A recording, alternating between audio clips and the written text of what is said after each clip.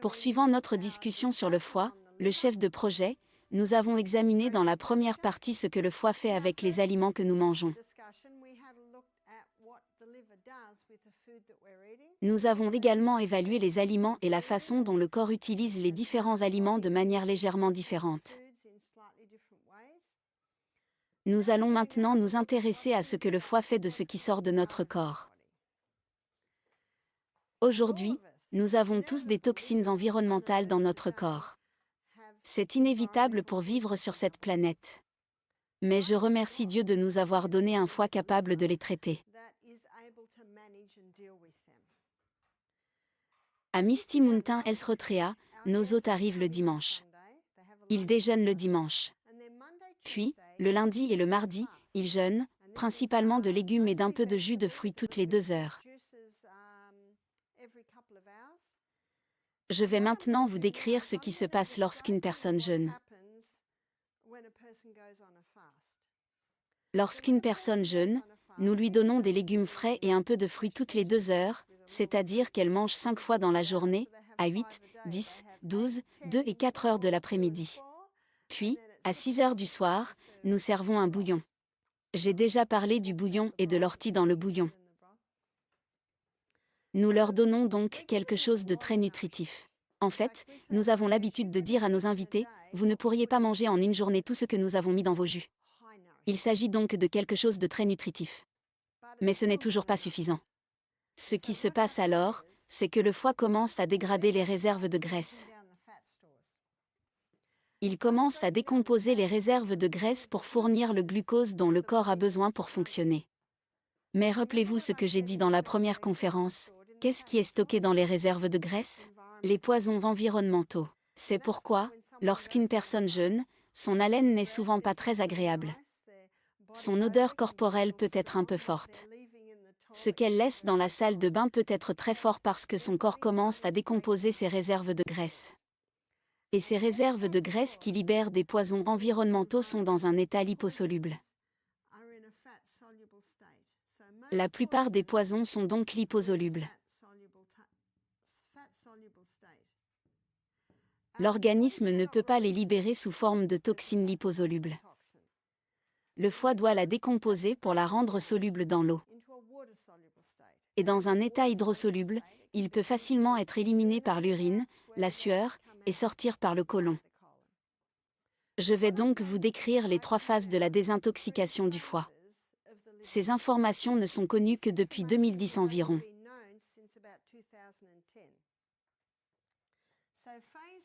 La première phase commence environ 24 heures après l'absence de nourriture dans l'estomac.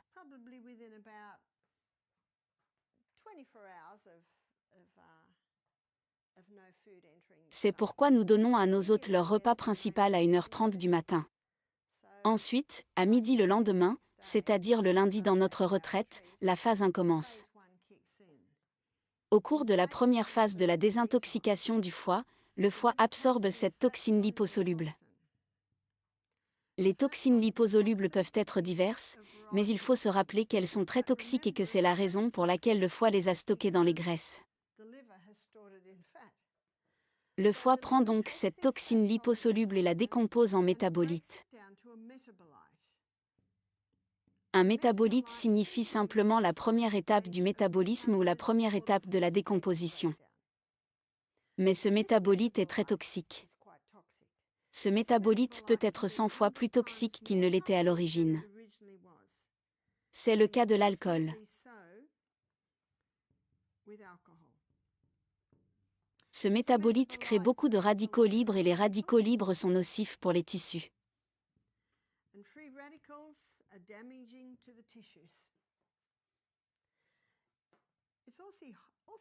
Il est également très volatile. Pour cette raison, votre foie a certains besoins. Parlons donc des besoins de votre foie à ce stade. Ce métabolite est en effet très toxique. Le foie a donc besoin d'antioxydants. Qu'est-ce qu'un antioxydant? Les antioxydants contiennent beaucoup d'électrons. Un radical libre est en fait un atome auquel il manque un électron, et lorsqu'un atome est privé d'un électron, il le prend à l'atome suivant. Puis cet atome en prend un à l'atome suivant. Cela déclenche une réaction en chaîne de radicaux libres, où chaque atome affecté vole un électron à l'atome suivant, ce qui peut endommager les tissus. Mais Dieu, dans sa sagesse et sa miséricorde, nous a donné des plantes qui contiennent beaucoup d'électrons. On les appelle des antioxydants. Il existe des plantes qui contiennent le plus grand nombre d'antioxydants. L'un de ces antioxydants s'appelle le bêta-carotène. Le bêta-carotène se trouve dans les légumes vert foncé et orange foncé. Ainsi, la plupart des jus que nous proposons à nos clients sont composés à 80% de carottes, à 10% de pommes et à 10% de céleri. Notre céleri est très vert, comme le vôtre dans le jardin, vert foncé. 80% de carottes, 10% de pommes, généralement des Granny Smith, et 10% de céleri. Nous devons faire attention à ne pas mettre trop de céleri dans nos jus parce que notre céleri est très fort. Barbara, utilisez-vous les feuilles et les tiges? Oui, nous les utilisons. Nous utilisons les feuilles plus que les tiges. Ce jus est donc très riche en bêta-carotène. Nous donnons également à nos clients une dose d'orge verte tous les 2 jus de la journée. Ce jus est très riche en bêta-carotène. La plupart des jus que nous donnons à nos clients sont verts, orange ou rouges. Vos betteraves sont donc riches en bêta-carotène. Le bêta-carotène est l'un des antioxydants les plus connus. La vitamine C est également très connue. La vitamine C doit être un C complet. Qu'est-ce que je veux dire par là? Pas seulement de l'acide ascorbique. Prendre de l'acide ascorbique, c'est comme recevoir une enveloppe vide par la poste. Dans la nature, l'acide ascorbique est associé à des bioflavonoïdes. Par conséquent, lorsque vous utilisez de la vitamine C, il doit s'agir d'acide ascorbique et de bioflavonoïdes. C'est la vitamine C entière.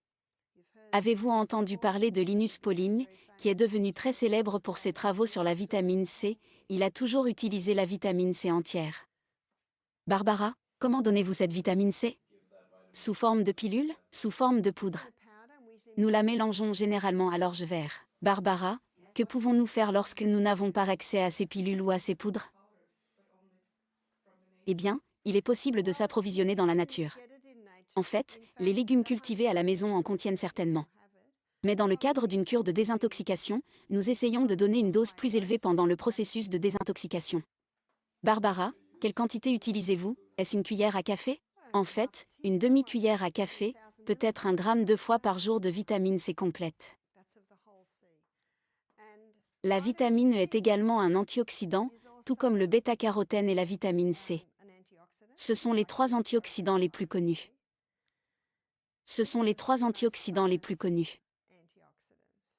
La vitamine E est une vitamine liposoluble. Les vitamines liposolubles se nomment ADEK, ADEK.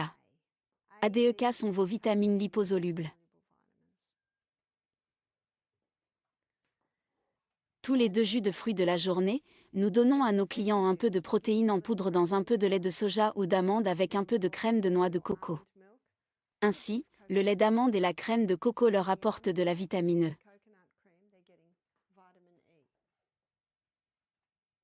Vous comprendrez au fur et à mesure que nous avançons. Les minéraux sont également nécessaires au stade 1, tout comme la vitamine B. Mais il ne s'agit pas d'antioxydants, donc pas d'antioxydants. Mais ce ne sont pas des antioxydants, alors je les dessine sur le côté. Où les clients peuvent-ils trouver des minéraux? Nous suggérons et encourageons nos clients à prendre un peu de sel celtique avant chaque verre d'eau. Le bouillon qu'ils boivent le soir est incroyablement riche en minéraux, surtout si l'on y ajoute de l'ortie. C'est donc là qu'ils puisent leurs minéraux.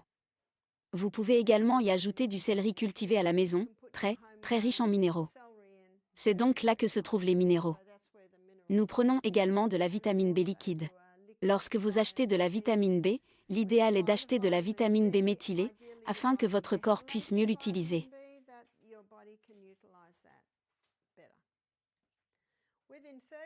La phase 2 commence 36 heures après le début de la désintoxication.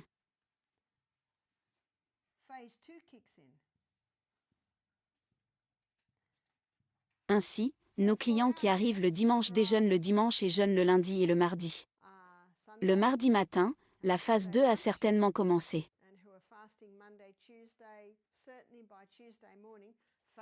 N'oubliez pas que l'objectif de ces phases est d'amener la toxine liposoluble à un état hydrosoluble.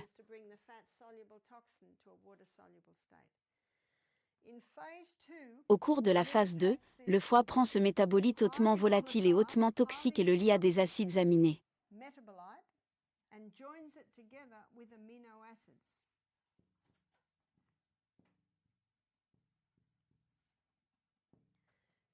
La liaison de ce métabolite toxique aux acides aminés, un processus connu en termes médicaux sous le nom de conjugaison, génère un état hydrosoluble.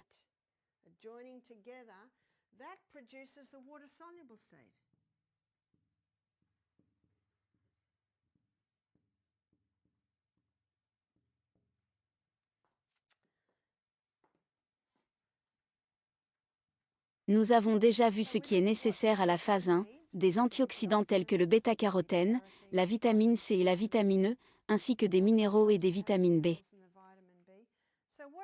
De quoi la phase 2 a-t-elle besoin? La phase 2 a besoin de protéines. En effet, les protéines fournissent les acides aminés nécessaires à l'absorption des métabolites toxiques et à la production de l'état hydrosoluble. Combien de personnes prennent des protéines pendant un jeûne? Ils ne le font pas, n'est-ce pas? Puis ils tombent malades et leur thérapeute leur dit qu'ils traversent une crise de guérison. Ce n'est pas une crise de guérison, c'est une crise de foi. En effet, si l'on ne fournit pas de protéines dans les 48 heures qui suivent le début d'une cure de désintoxication, la personne peut subir une perte de 25% de sa fonction hépatique.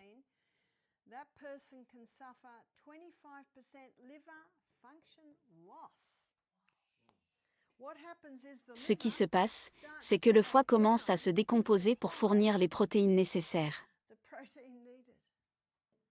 C'est donc très important. Un client m'a dit « Ah, ça explique tout. J'ai fait un jeûne de 10 jours avec un médecin à Sydney, et dans les 36 premières heures, j'ai commencé à vomir et à avoir la diarrhée. Tous les thérapeutes m'ont dit « Ah, vous traversez une crise de guérison, c'est bien. »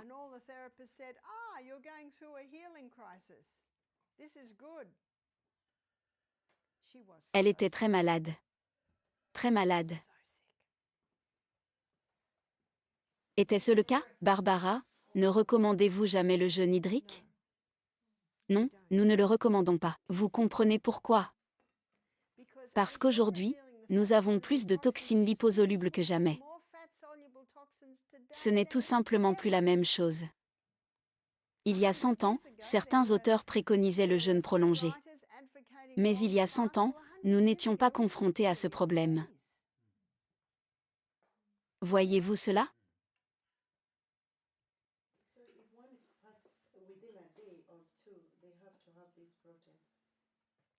Si vous faisiez un jeûne d'un jour, vous pourriez probablement vous passer de protéines. Je dis ceci à nos clients, et je pense que c'est une déclaration très importante. Nous soutenons nutritionnellement votre foie pour qu'il se désintoxique efficacement. Nous vous aidons sur le plan nutritionnel. Si un vétéran du Vietnam suit notre programme, vous savez ce que je fais? Je lui donne une boisson protéinée avec chaque jus. Car plus il y a de toxines liposolubles, plus il y a de métabolites, plus il a besoin d'acides aminés. Nous achetons une protéine de pois, faite à partir de pois, une légumineuse, et nous la mélangeons avec du lait d'amande ou de soja, un peu de crème de coco et quelques gouttes de stevia, ce qui lui donne un petit goût sucré.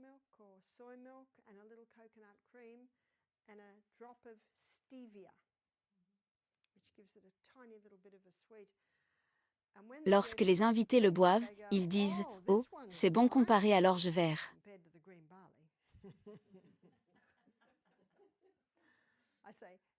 J'ai l'habitude de leur dire « buvez vos légumes, puis buvez votre délicieux jus.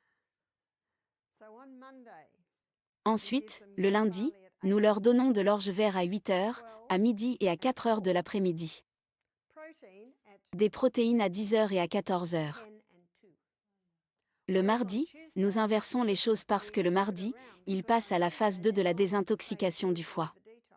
Nous leur donnons donc le supplément de protéines avec le jus à 8 heures, 12 heures et 4 heures de l'après-midi. Puis l'orge vert à 10 heures et à 14 heures. J'ai l'habitude de donner cette conférence le mardi matin, lorsqu'ils commencent à suivre les 3 phases de la désintoxication du foie. Lorsque j'ai suivi mon cours de nutrition, il y a environ 14 ans, nous avons étudié dans chaque module les 3 phases de la désintoxication du foie. Une année, alors que je donnais une conférence aux États-Unis, un homme s'est approché de moi et m'a dit « C'est très intéressant. Mais ce n'est pas pour les gens ordinaires, c'est pour les universitaires. » J'ai répondu « Les gens ordinaires ont aussi un foie. » Voyons maintenant les 3 groupes d'aliments essentiels. Quels sont les 3 groupes d'aliments essentiels? Les fibres. Les fibres contiennent tous les antioxydants présents dans nos légumes. Les protéines. Les protéines sont essentielles pour la 2e phase de la désintoxication du foie. Les graisses. Nous avons besoin de graisse pour notre vitamine E. La phase 3 de la désintoxication du foie se déroule en même temps que la phase 2.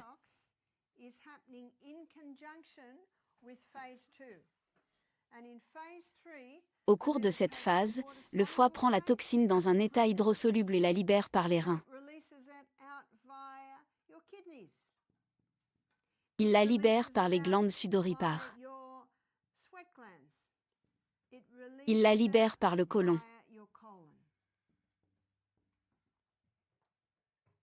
C'est pourquoi il est si important que les clients boivent la bonne quantité d'eau.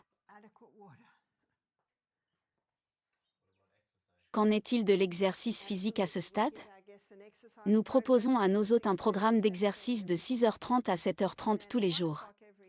Ensuite, à 13h, la semaine prochaine, j'expliquerai le programme, la structure du programme que nous donnons. Nous faisons un cours de pilates, c'est-à-dire des exercices de renforcement de l'abdomen, car je répète constamment dans mes conférences qu'il est important de renforcer l'abdomen. Et ces muscles abdominaux sont reliés à la colonne vertébrale.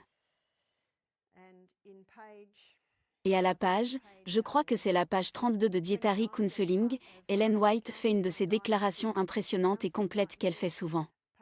Et là, elle se réfère à Daniel.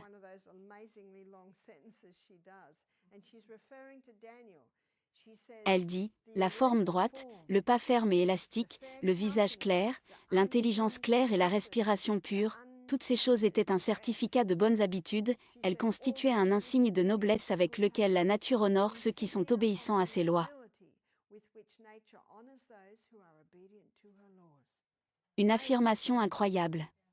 Une année, j'ai organisé une école de santé à Fidji, avec une centaine d'étudiants. Chaque jour, nous commencions par cette phrase. Le premier jour, nous avons étudié la forme droite et nous avons beaucoup parlé de l'abdomen.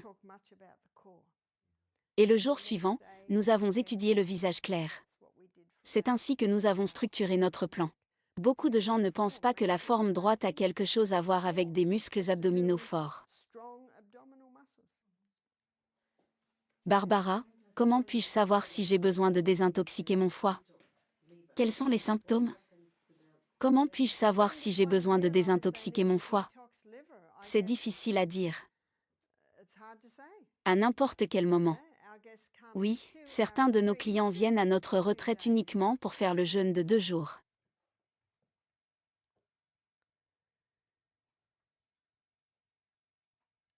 La raison pour laquelle j'ai mentionné l'eau est que vous devez être bien hydraté pour que vos reins puissent libérer les toxines, et vous avez besoin d'eau dans votre corps pour pouvoir transpirer abondamment dans le sauna à vapeur.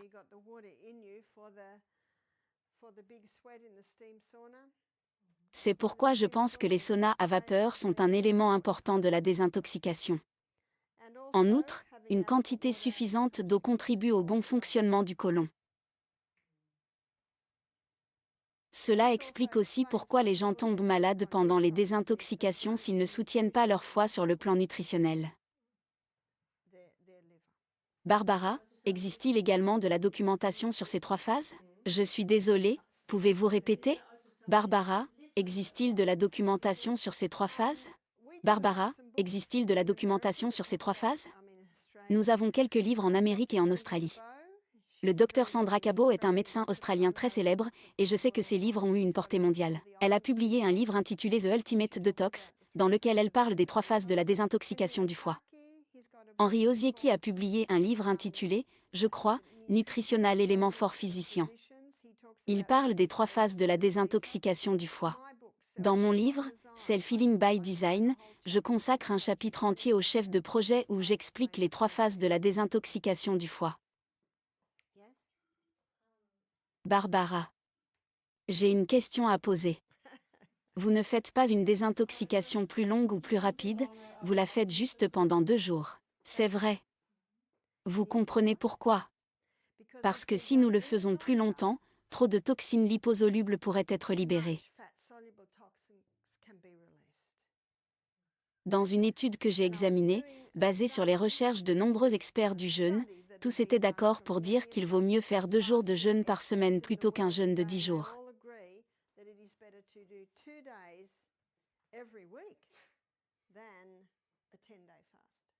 Barbara, c'est donc ce que vous faites? Oui. Barbara, jeûnez-vous la 2e semaine? Eh bien, nos invités viennent pour 1 ou 2 semaines, et s'ils viennent pour 2 semaines, ils font 2 séries de jus de 2 jours.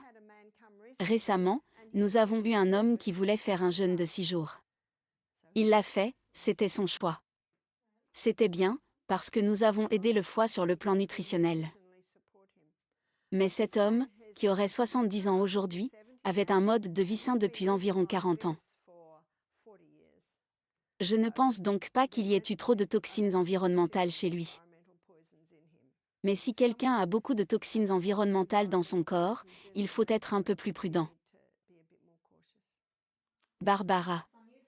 Certaines personnes utilisent les graines de lin et l'écorce de psyllium pour les fibres lorsqu'elles jeûnent. Eh bien, vous ne voulez pas de fibres, parce que vous ne voulez pas de digestion. Barbara, mais qu'en est-il si nous voulons stimuler le transit intestinal?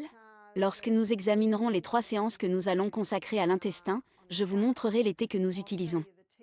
Nous utilisons de la tisane de bail d'aubépine, de la cascara et de la réglisse. Nous donnons ces tisanes à nos hôtes tous les soirs, ce qui permet au côlon de fonctionner. Cela stimule doucement le péristaltisme. Barbara, est-ce nécessaire dans le cadre d'un jeûne? Oui, le péristaltisme doit être maintenu tout au long du jeûne, car il faut garder ses organes d'élimination ouverts. Pendant le jeûne, le côlon de certaines personnes continue à fonctionner. Mais chez la plupart des gens, lorsque les fibres s'arrêtent, le côlon s'arrête. Vous comprenez pourquoi nous ne voulons pas leur donner de fibres, parce que nous avons besoin du jeûne, nous voulons le jeûne de la libération des toxines liposolubles, des cellules adipeuses. Barbara, vos clients ne font donc pas de crise? En général, non. Parfois si. Parfois, nous avons des personnes qui, vous savez, ont de graves maux de tête. Il y a parfois des gens qui vomissent. Mais pas beaucoup. Pas beaucoup. Barbara, leur faites-vous des lavements? Tout dépend de l'état de santé, vous savez. Certaines personnes ont la diarrhée. Nous n'allons pas leur donner un lavement s'ils ont la diarrhée. Mais nous avons un système d'irrigation du côlon à Misty Mountain. Nous faisons donc des irrigations du côlon. Barbara, est-ce que toutes les personnes qui font le jeûne se font aussi irriguer le côlon? Beaucoup de nos clients choisissent de ne pas se faire irriguer le côlon. Ils choisissent donc, et notre directeur de la santé, vous savez, peut les conseiller. Ils peuvent en faire 1 par semaine ou 2. Cela dépend de la personne, de son problème, etc. Mais certains de nos clients sont revenus nous dire qu'ils avaient fait le jeûne, qu'ils avaient pris des herbes tous les soirs pour faire bouger leur côlon tous les jours.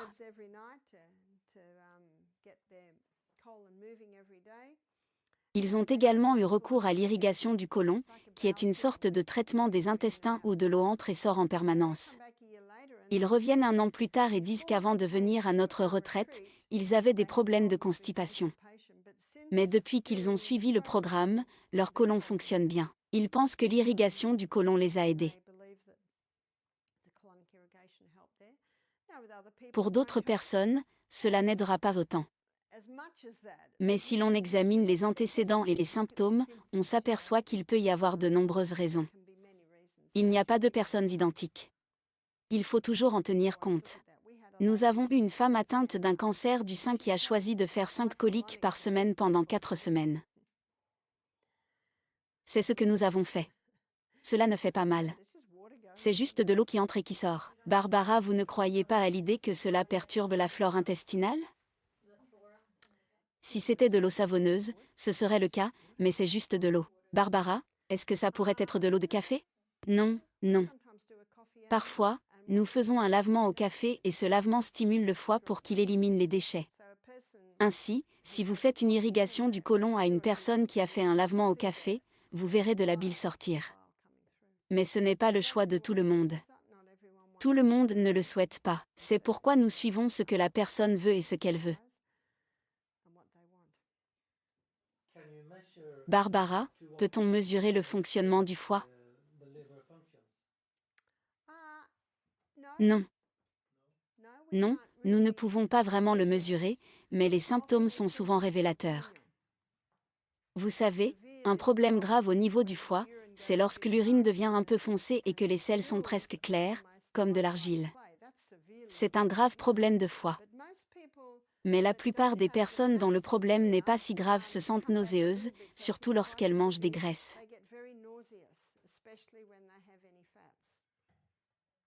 Il existe des plantes que l'on peut administrer pour stimuler la fonction hépatique.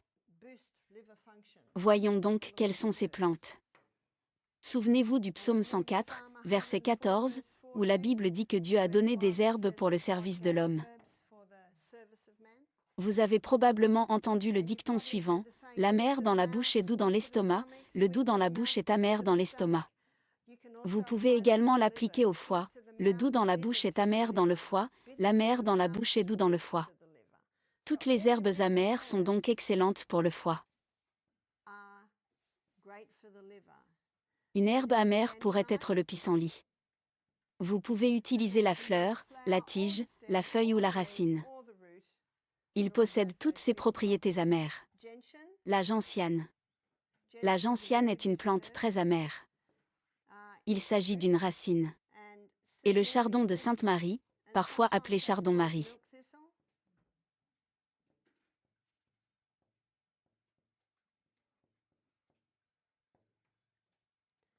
Nous avons une entreprise de plantes médicinales en Australie. Elle s'appelle MediHERB. C'est très pratique, car on peut se procurer ces plantes sous forme de pilules, des pilules à base de plantes. Ils ont une pilule à base de plantes qui contient toutes ces herbes. Si quelqu'un souffre du foie ou de la vésicule biliaire, nous lui faisons avaler ces pilules amères. Elles sont très amères, mais cela semble soulager la douleur.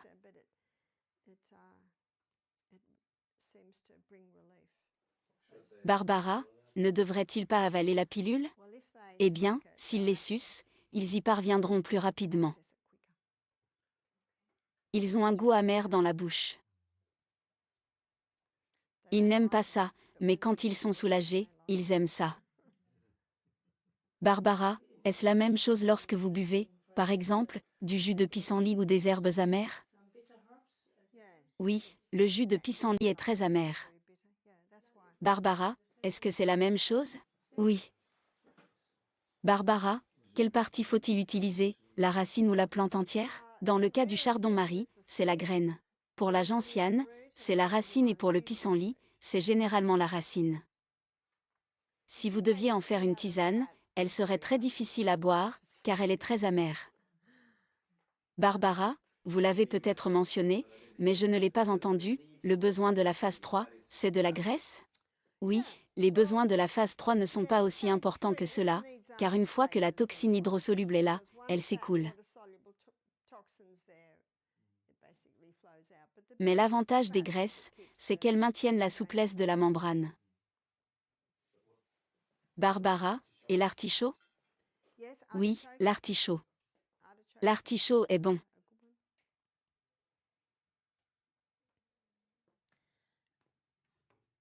Je voudrais maintenant aborder un point qui concerne le foie. C'est un point important, car il y a beaucoup d'idées fausses à ce sujet.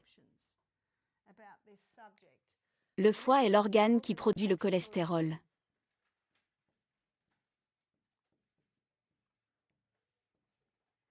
On nous a dit que le cholestérol était l'ennemi public numéro 1, n'est-ce pas? On nous dit que le cholestérol provoque des maladies cardiaques, n'est-ce pas?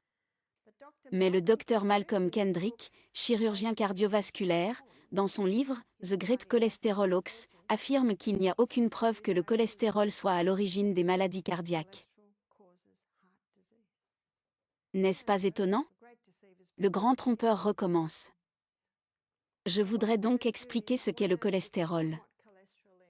80% du cholestérol produit par le foie est fabriqué à partir du glucose.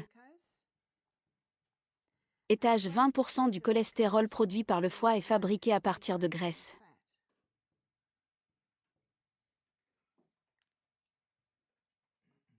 Le foie produit du cholestérol en fonction des besoins de l'organisme. Les deux principaux cholestérols sont les lipoprotéines de haute densité, HDL, et les lipoprotéines de basse densité, LDL. On nous a dit que les lipoprotéines de haute densité sont le bon cholestérol et que les lipoprotéines de basse densité sont le mauvais cholestérol. Mais l'organisme ne fabrique pas le mauvais cholestérol. Il a un rôle à jouer. La raison pour laquelle la lipoprotéine de haute densité est appelée le bon cholestérol est qu'elle est le transporteur. C'est elle qui transporte l'excès de cholestérol vers le foie. Le cholestérol de basse densité, quant à lui, joue un rôle de réparateur et de constructeur dans l'organisme. Où allez-vous donc le trouver, chers étudiants? Partout où il y a un besoin de réparation et de reconstruction. Vous voyez? Mais le cholestérol de basse densité fait autre chose. Le cholestérol de basse densité fournit du cholestérol au cerveau. Et le cerveau aime le cholestérol. Laissez-moi vous montrer pourquoi. Les cellules de votre cerveau consomment 15 fois plus de carburant que n'importe quelle autre cellule, et elles peuvent le faire parce qu'elles sont le siège. Le glucose brûle 4 calories par gramme. La graisse, en revanche, brûle 9 calories par gramme. Vous comprenez pourquoi le cerveau aime les graisses? Parce qu'il obtient 2 fois plus d'unités d'énergie que le glucose. Barbara, le cerveau utilise-t-il le cholestérol HDL et LDL? Seulement le LDL.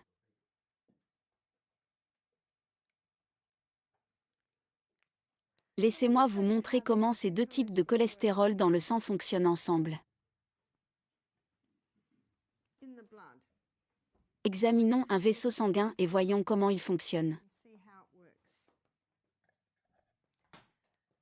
Voici donc un vaisseau sanguin.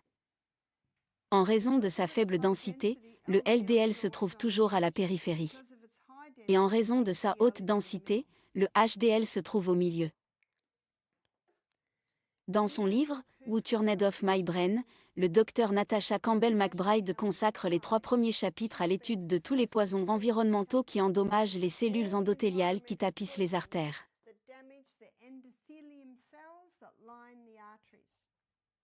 En effet, les poisons environnementaux nous arrivent de partout. Ils sont présents dans nos détergents. Si vous ne trouvez pas de déterge biodégradable, utilisez du bicarbonate de soude. C'est bon marché. C'est facile. N'est-ce pas? Barbara, vous utilisez donc du bicarbonate de soude pour laver vos vêtements? Oui, c'est ça. Nous avions un homme dans notre programme qui avait des cheveux orange bouclés, beaucoup de cheveux. Une grosse barbe orange. Il disait, J'utilise du bicarbonate de soude pour tout. Je lave mes cheveux, je lave ma barbe, je lave mes vêtements, je lave mon corps avec du bicarbonate de soude. Je me brosse les dents avec du bicarbonate de soude. Saviez-vous qu'autrefois, les gens descendaient à la rivière et lavaient leurs vêtements? Savez-vous avec quoi ils lavaient leurs vêtements? Avec de l'eau. Ils les frottaient, les battaient, les frottaient et les suspendaient à la corde à linge. De beaux vêtements blancs, qui sentaient bon. Purifiés par la lumière du soleil. Nous semblons avoir cette mentalité que nous devons nécessairement frotter et laver tout avec cette mousse. Mais ce ne sont que des produits chimiques. Et lorsque nous portons ces vêtements, il reste des résidus de ces produits chimiques sur les vêtements et notre peau les absorbe. Ces poisons environnementaux viennent de partout. Que mettez-vous sur votre peau? Vos vêtements, les tissus dont ils sont faits. Le polyester, l'acrylique et le nylon.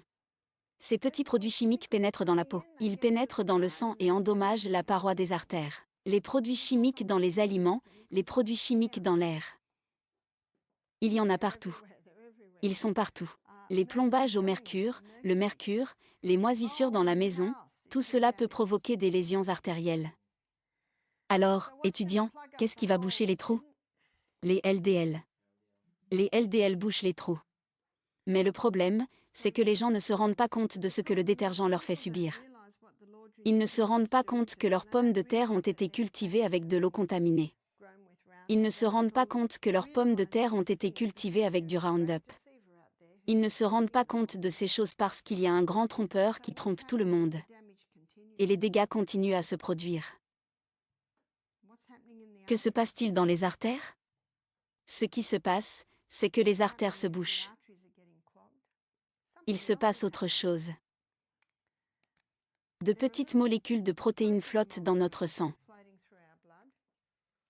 Dans le cadre d'un régime riche en glucides, qui libère des niveaux élevés de glucose dans le sang, ce glucose se colle aux molécules de protéines et devient collant, adhérent à la paroi.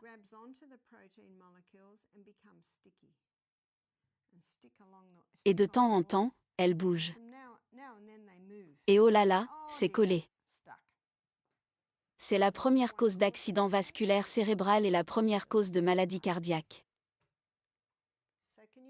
On voit donc que quelqu'un peut avoir une crise cardiaque en étant végétarien et en suivant un régime riche en glucides qui utilise beaucoup de produits chimiques pour laver les vêtements, la vaisselle, la voiture et les cheveux.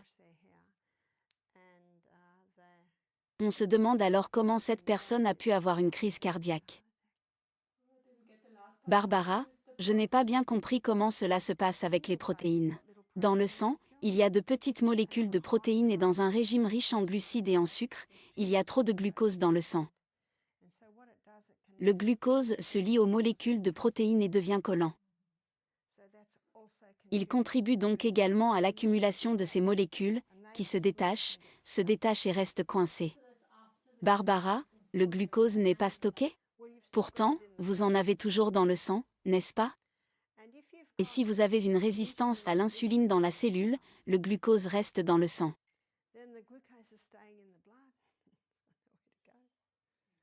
Il sera donc éliminé dans l'urine.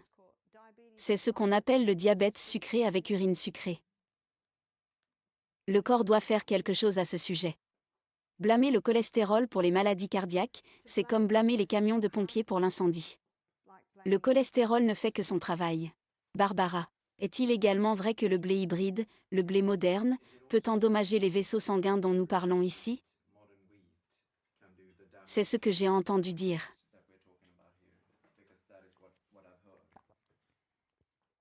Pourquoi? Pourquoi le blé hybride ferait-il cela? Parce que la structure de l'amidon a été modifiée au cours du processus d'hybridation et que la structure de l'amidon du blé hybride fait augmenter le taux de sucre dans le sang plus que le sucre. C'est la raison pour laquelle le blé hybride agit de la sorte. Et combien de ces gâteaux sont des blés hybrides, et combien de ces gâteaux sont une combinaison de blé hybride et de sucre? Tous les gâteaux contiennent du sucre. Même les pâtisseries salées contiennent du sucre pour permettre à la levure de se développer. C'est l'avantage du pain au levain, il n'est pas nécessaire d'ajouter d'édulcorants, car la culture du levain se développe en se nourrissant du grain et du gluten qu'il contient.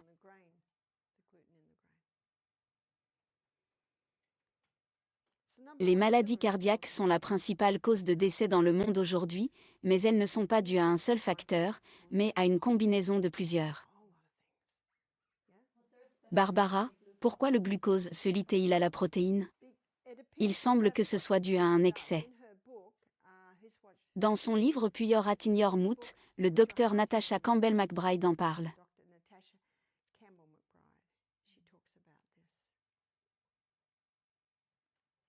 À la fin de mon exposé aujourd'hui, j'écrirai au tableau les livres que j'ai cités.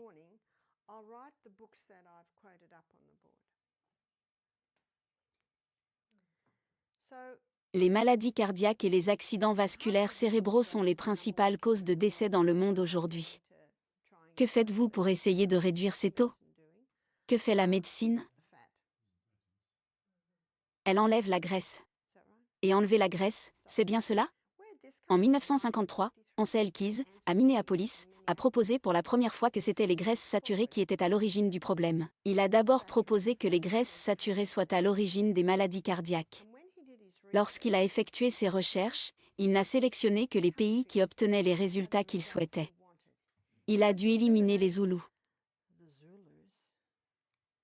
Parce qu'ils se nourrissent de sang, de viande et de lait. Pourtant, ils ne souffrent pas de maladies cardiaques. Certes, ils ne vivent pas longtemps et ont d'autres problèmes, mais ils ne meurent pas d'infarctus. Ce n'est donc pas la graisse. Il a également exclu les Français et les Norvégiens, qui consomment beaucoup de produits laitiers mais ne présentent pas de taux élevés de maladies cardiaques. Voyez-vous ce qu'a fait Ansel Keys? Il a simplement choisi les pays qui semblaient soutenir sa théorie. Mais le fait est que ce n'est pas le beurre sur le pain, c'est le pain sous le beurre.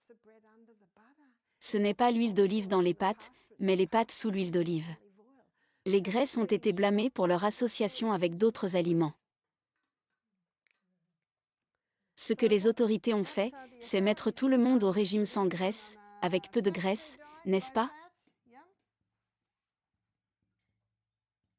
Que dit Dieu à ce sujet?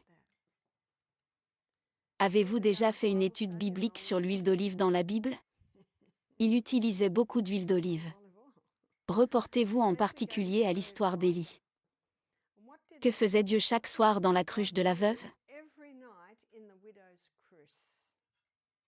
Il y mettait de l'huile d'olive. Qui a mis l'huile là-dedans? Dieu. Qu'est-ce que Dieu vous dit à propos de l'huile d'olive? Je ne pense pas qu'il ait mis 1 litre d'huile d'olive. Juste un peu, c'est un aliment concentré, il n'en faut pas beaucoup. Mais on en a besoin. Barbara, notre problème aujourd'hui, c'est que nous mangeons trop de glucides et trop de graisse. De quel type de graisse parlez-vous? La question est de savoir quel type de graisse? Je ne connais personne qui boive une demi-tasse d'huile d'olive, ou l'un d'entre vous. Barbara, mais qu'en est-il si nous cuisinons souvent avec de l'huile? Je ne cuisine pas avec de l'huile. Et comme vous le verrez dans mon exposé sur les graisses, les huiles s'abîment quand on les cuisine. Mais je suis d'accord, quand quelqu'un mange des aliments frits, des pommes de terre frites, des saletés frites, oui, il peut consommer beaucoup de graisse. Barbara, mais c'est de cela qu'ils parlent lorsqu'ils disent qu'il faut réduire les graisses, pas de ce dont vous parlez. Je pense que cela peut parfois prêter à confusion, car réduire les graisses signifie manger des aliments pauvres en graisse, c'est-à-dire ce que vous venez de dire, en évitant les aliments frits et ce genre de choses. Or, certaines autorités dans le domaine de la santé affirment que nous ne devrions pas manger de graisse, que nous devrions tirer toutes nos graisses des noix et des graines. Ils ont suggéré de réduire les graisses, puis ils ont introduit la margarine.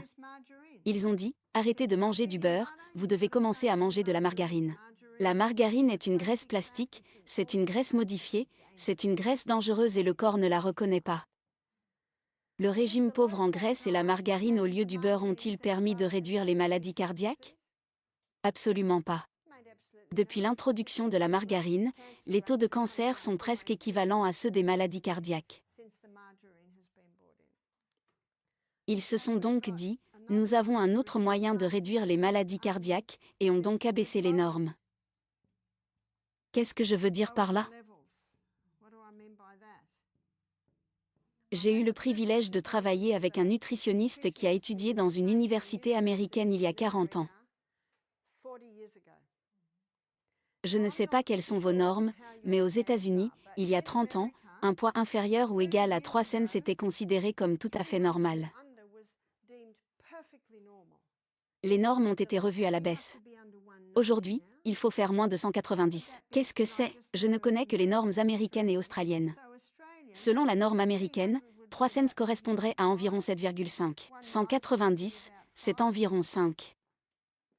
Ce sont des niveaux ridicules. Barbara, s'agit-il du cholestérol LDL en particulier? Non, il s'agit du cholestérol total. Lorsque quelqu'un m'appelle ou m'envoie un courriel des États-Unis pour me dire « Barbara, mon taux de cholestérol est de 250 », le médecin me dit que si je ne prends pas de médicaments anticholestérol, je vais avoir une crise cardiaque et mourir, je réponds « c'est tout à fait normal ». Je lui réponds « c'est tout à fait normal, 265 c'est tout à fait normal ». Les études cardiaques de Framingham. Framingham est une ville américaine. Les études se poursuivent depuis environ 40 ans et portent sur 30 000 personnes. Certaines viennent, d'autres partent. Cette étude a été mise en place pour prouver que le cholestérol est à l'origine des maladies cardiaques, mais elle ne l'a pas prouvé. Les personnes ayant un faible taux de cholestérol font des crises cardiaques, mais vous savez ce que l'étude a montré? Les personnes ayant un faible taux de cholestérol courent un risque égal ou supérieur de souffrir de problèmes mentaux. Les personnes ayant un taux de cholestérol élevé ne souffrent pas de démence.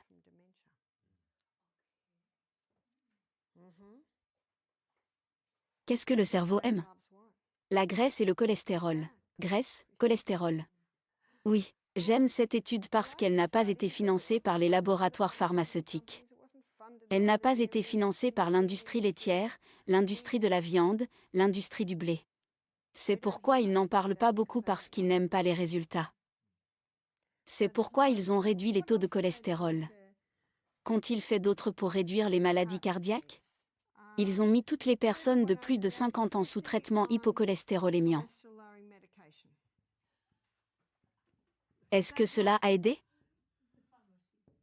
Pas du tout. Pas du tout. Nous avons donc un livre dans notre bibliothèque intitulé « Lipitor, mémoricif, Lipitor, voleur de mémoire ». Les médicaments hypocholestérolémiants comme le Lipitor, le Crestor, les statines, bloquent la voie que le foie utilise pour fabriquer le cholestérol. Or, c'est cette même voie que le foie utilise pour produire de la coenzyme Q10. Qu'est-ce que la coenzyme Q10?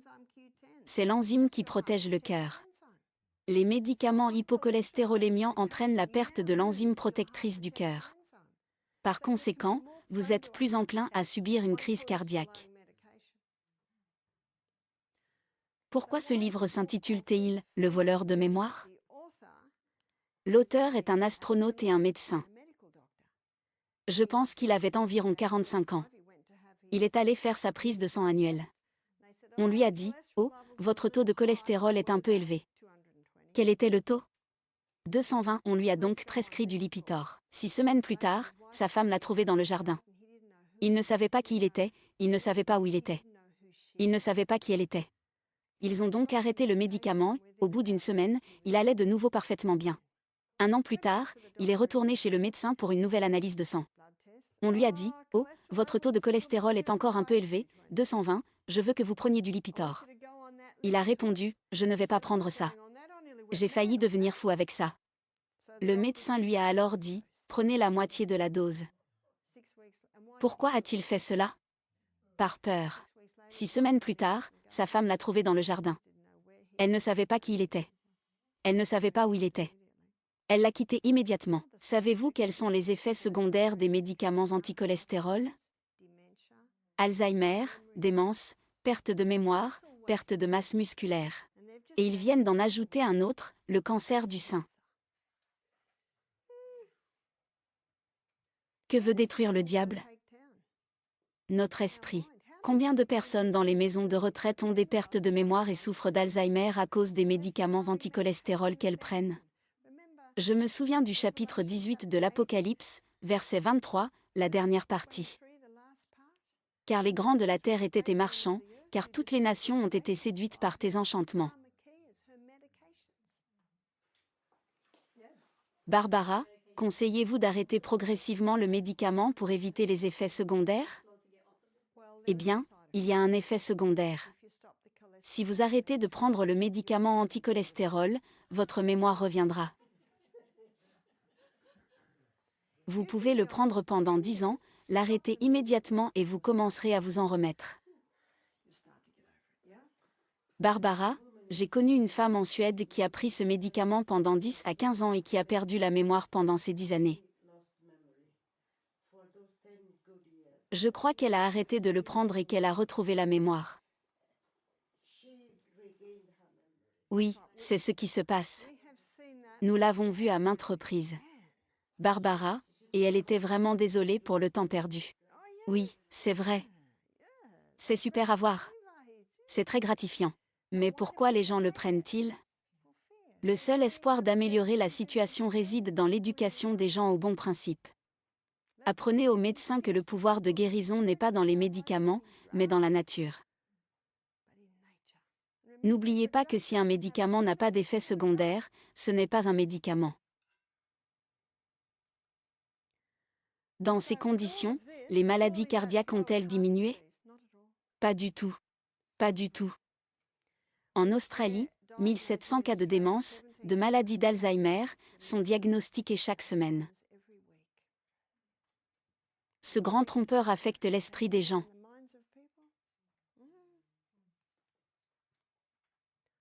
Je n'ai jamais fait de test de cholestérol. Je ne sais même pas ce que c'est. Je n'ai pas vraiment envie de le savoir. Barbara, mon médecin me parle sans cesse de mon cholestérol mais ne me gronde pas. Il y a 3 ans, elle m'a dit, vous avez besoin de médicaments.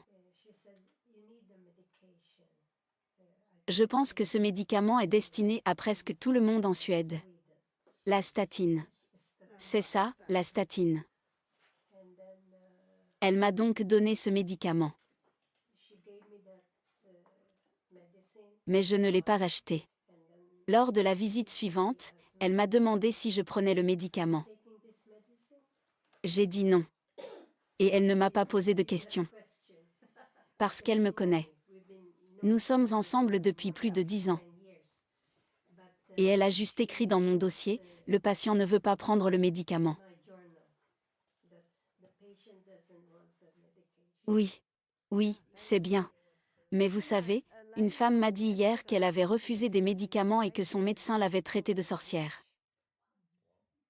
Nous ne devrions jamais retourner chez ce médecin. Et vous savez quoi d'autre? Ne pas payer la facture. C'est nous qui changerons le système. Barbara, j'ai rencontré un spécialiste adventiste, un cardiologue. Je lui en ai parlé. C'est un Suédois. Il était aussi aux États-Unis. Il m'a dit, envoyez-moi vos résultats de cholestérol. C'est ce que j'ai fait. Puis il m'a dit, n'écoutez pas votre médecin. Barbara, c'est ma femme, et je lui avais également suggéré de ne pas prendre de statine parce que je sais qu'elle mange très peu de viande, parfois du poulet, parfois du poisson. Je me suis donc dit que ces valeurs devaient être normales pour elle. Puis nous avons écouté vos conférences. Savez-vous ce que le docteur Atkins a découvert? Que mangent ses patients? De la viande, du beurre, de la crème, du fromage, des œufs. Et leur taux de cholestérol diminue. C'est quelque chose qui l'a surpris parce qu'il était médecin. Ce n'est donc pas la nourriture. C'est la détérioration des parois artérielles qui pousse le foie à produire plus de cholestérol pour boucher les trous. Alors, qu'est-ce qui cause la maladie cardiaque de l'étudiant? Les dommages causés aux parois des artères. Nous devons prendre notre loupe et commencer à lire les petits caractères des produits chimiques avec lesquels nous lavons nos vêtements.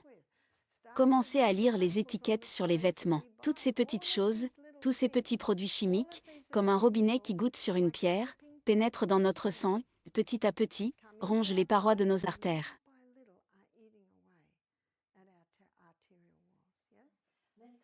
Barbara, de nombreux vêtements en coton contiennent plus de 5% d'élastane. Oui, de nombreux vêtements en coton contiennent 5% d'élastane. Cela ne me dérange pas. Si mes chaussettes n'en contenaient pas, elles tomberaient autour de mes chevilles. Un peu d'élastane ne me dérange donc pas tant qu'il s'agit principalement de fibres naturelles. Oui. Barbara, si le régime Atkins n'incluait pas de légumes et se contentait de viande, de produits laitiers, de crème et de fromage, provoquerait-il des lésions artérielles? Peut-être que oui. Surtout s'il s'agit de viande animale contaminée par des produits chimiques. Car ce sont les produits chimiques qui posent problème. Barbara, peut-être qu'il a fait son régime sans connaître les produits chimiques. C'est très probable. Je n'approuve pas le régime du Dr Atkins.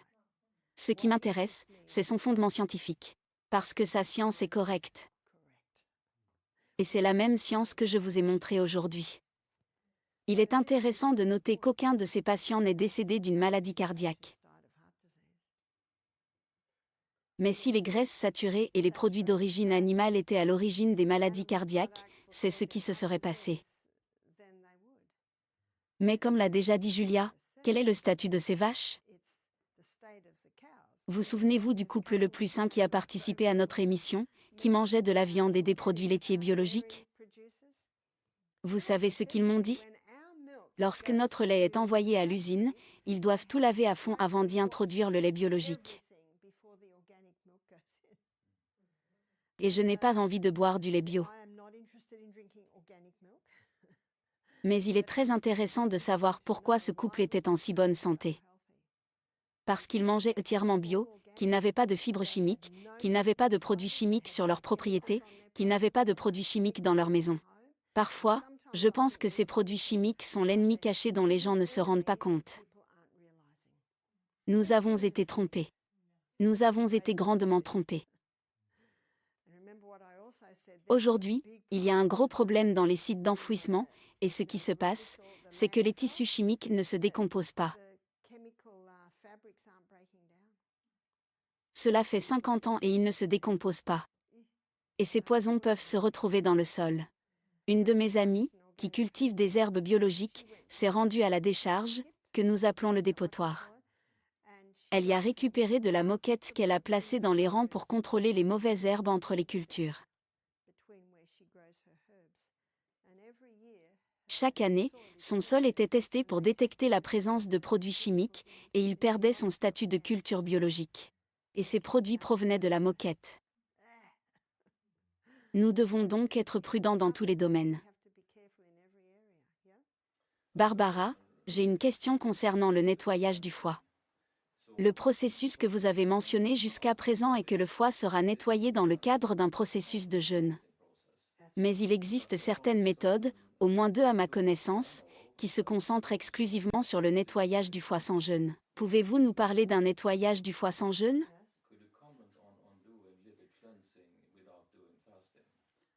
La plupart des nettoyages du foie se font en conjonction avec le jeûne et peuvent être effectués sans jeûne, mais il est conseillé à la plupart d'entre nous de le faire. Mais il y a un nettoyage du foie qui est très connu et qui consiste à boire une demi-tasse de jus de citron ou de pamplemousse et une demi-tasse d'huile d'olive avant d'aller se coucher le soir. Mais que se passe-t-il et pourquoi cela nettoie-t-il la vésicule biliaire? C'est en fait la vésicule biliaire qui est en cause. La vésicule biliaire reçoit tellement d'huile qu'elle entre presque en crise. En réponse, elle crache une énorme quantité de bile pour faire face à cette énorme quantité d'huile. Ce faisant, elle élimine les calculs. Telle est la théorie, utilisée depuis quelques milliers d'années. C'est une façon de faire. Il est également recommandé de boire du jus de pomme la semaine précédente pour aider à éliminer les calculs en raison de l'acide malique contenu dans les pommes, mais les pommes modernes ne contiennent plus d'acide malique.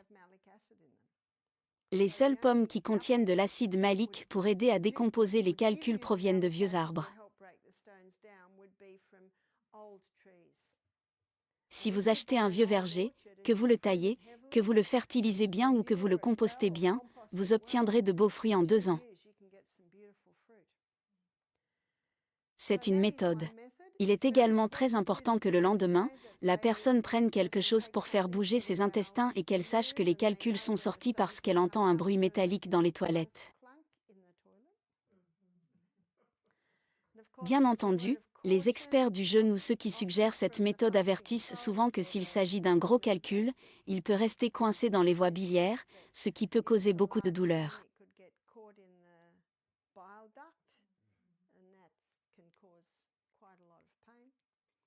Mais les personnes que je connais qui l'ont fait avec succès. Certaines personnes prélèvent même leur sel pour vérifier, et elles trouvent toutes ces petites choses vertes qui ressemblent à de la gelée. C'est en fait la combinaison de l'huile d'olive et de la bile qui génère ces petites choses vertes. Ils pensent avoir perdu beaucoup de calculs, mais ce n'est pas le cas. Un caillou est comme un morceau de pierre ordinaire.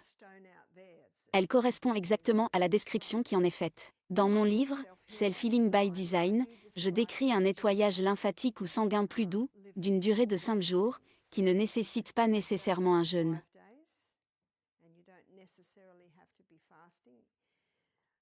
Environ 2% de nos clients choisissent cette méthode, c'est pourquoi nous ne l'appliquons pas à tous les programmes. Et tout le monde ne veut pas le faire. Mais cela dure 5 jours, et c'est quelque chose comme, je pense, une cuillère à soupe d'huile d'olive et une cuillère à soupe de, bien, un de mes livres est ici et n'hésitez pas à photocopier ceci du livre, comme je le disais, une cuillère à soupe d'huile d'olive, une cuillère à soupe de jus de citron ou de jus de pamplemousse et une gousse d'ail.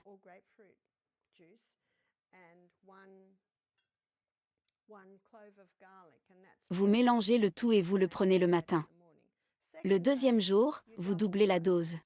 Le troisième jour, vous triplez la dose. Le quatrième jour, vous utilisez le double de la dose initiale et le cinquième jour, vous utilisez la dose initiale. Vous voyez que le taux augmente puis diminue? C'est donc un peu plus doux pour le foie. Barbara, que se passe-t-il si la vésicule biliaire contient un gros calcul de 3 cm de long et d'1 cm d'épaisseur? Dans ce cas, avec un gros calcul biliaire, la personne peut utiliser des compresses d'huile de ricin. Elles doivent être appliquées sous la côte droite, là où se trouve le foie. Vous devriez probablement utiliser cette méthode pendant au moins 3 mois avant d'envisager le nettoyage de la vésicule biliaire. Barbara, qu'en est-il du rinçage à l'eau chaude? Qu'est-ce qu'un rinçage à l'eau chaude? Je crois qu'on l'appelle rinçage à l'eau chaude. C'est aussi une sorte de désintoxication, vous ajoutez une cuillerée de sel dans un verre d'eau et vous buvez.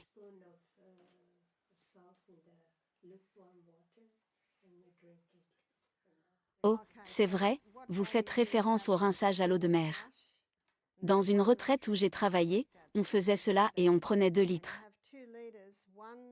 Il s'agit d'un tiers d'eau de mer pure, d'un tiers d'eau chaude et d'un tiers d'eau plate.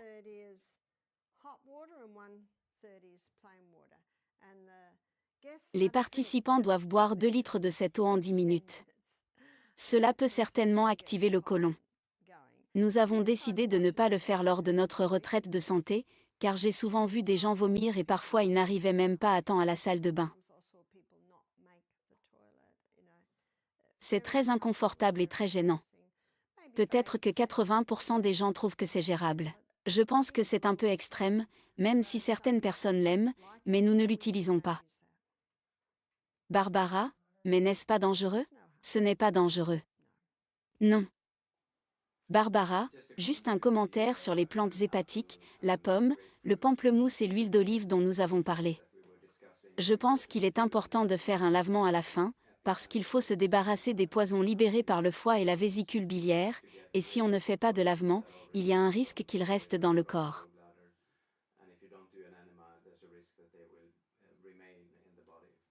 Dans la retraite où j'allais, on utilise la méthode de l'eau de mer, qui permet de se débarrasser des poisons. Nous faisons notre thé du côlon, comme nous l'appelons, et cela les libère. Il y a donc plusieurs façons de parvenir à la même chose. Lors de la retraite à laquelle j'ai participé pendant un certain temps, où l'on pratiquait la méthode de l'eau de mer, il y avait 30 invités.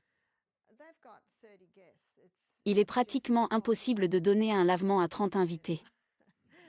Et certains invités ne sont pas intéressés par ce genre de choses, en particulier une dame élégante venant d'une maison élégante de la ville. Mais ils boivent les mélanges. Barbara, Une autre chose très intéressante est que le foie est responsable de la réparation de nombreuses parties du corps.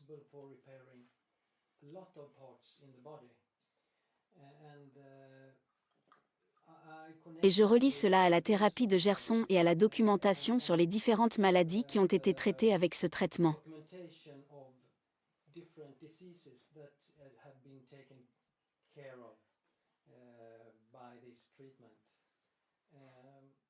C'est vrai, le docteur Gerson a obtenu des résultats étonnants et il s'est concentré sur le foie. Il faut aider le foie. L'une des choses avec lesquelles je ne suis pas tout à fait d'accord avec Gerson, c'est qu'il fallait prendre de l'essence de foie, c'est-à-dire le foie d'une vache. Aujourd'hui, alors que tant de gens ont des problèmes de taux de sucre élevé, il faut boire environ 13 verres de jus de carotte par jour, selon Gerson.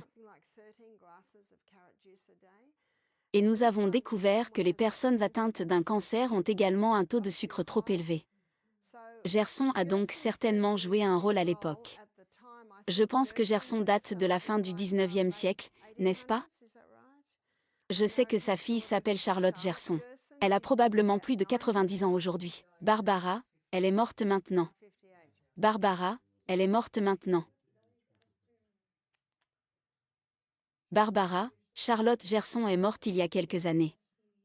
Elle avait 80 ans. Elle avait 80 ans. Oui, elle est morte maintenant, et elle a le droit d'avoir cet âge. Barbara, quelle était la bonne chose que Gerson faisait? Eh bien, il obtenait des résultats. C'est vrai. Il aidait le foie et faisait jeûner les gens avec des jus de fruits. Ce qui est intéressant, c'est qu'il a découvert que si ses patients cancéreux consommaient des choux de Bruxelles, ils cessaient de se rétablir aussi rapidement. Et il ne s'agissait pas de choux de Bruxelles, mais de choux de haricots.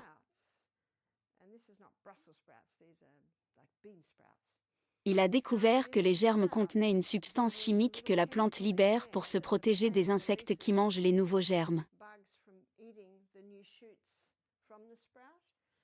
Mais d'après ce que nous savons aujourd'hui, de nombreux choux de Bruxelles, en particulier ceux que l'on achète, peuvent présenter des moisissures. Barbara, quel est le nom du produit chimique? Je ne peux pas vous le dire. Barbara, l'une des méthodes utilisées par Gerson est le lavement au café. Pouvez-vous commenter cette méthode, car nous savons qu'il n'est pas bon de boire du café. La bonne nouvelle, c'est que ce n'est pas bon de cette façon, mais c'est bon de l'autre façon. Pourquoi? Lorsque le café pénètre dans le côlon, la veine porte l'absorbe immédiatement, l'amène au foie et déclenche une réaction dans le foie qui expulse les déchets. Il agit donc d'une manière totalement différente que lorsqu'il est ingéré par voie orale. Max Gerson, dans son livre, raconte une histoire qui, je crois, s'est déroulée pendant la Première Guerre mondiale. De grandes tentes servaient d'hôpitaux de fortune et les infirmières devaient donner des lavements à de nombreux patients parce que les médicaments les rendaient très constipés. À un moment donné, il n'y avait plus d'eau. Une infirmière a alors déclaré « Regardez, il nous reste beaucoup de café. Donnons-leur des lavements au café. » C'est ce qu'ils ont fait parce qu'ils n'avaient plus d'eau. Ils ont donc donné des lavements au café à tous les patients. Et pendant l'heure qui a suivi, tous les patients ont dit au personnel « Qu'avez-vous fait ? Notre douleur a diminué de 50%. » Donc, si j'ai quelqu'un qui souffre d'une migraine très sévère et que nos traitements d'hydrothérapie ne parviennent pas à le soulager, nous lui donnons un lavement au café, ce qui réduit considérablement les niveaux de douleur. Barbara, il y a des exemples de résultats très intéressants. Il y a le cas d'un patient qui souffrait d'emphysème, je crois que c'est le nom de la maladie. Cet homme n'avait plus que 30% de capacité pulmonaire, du côté gauche des poumons.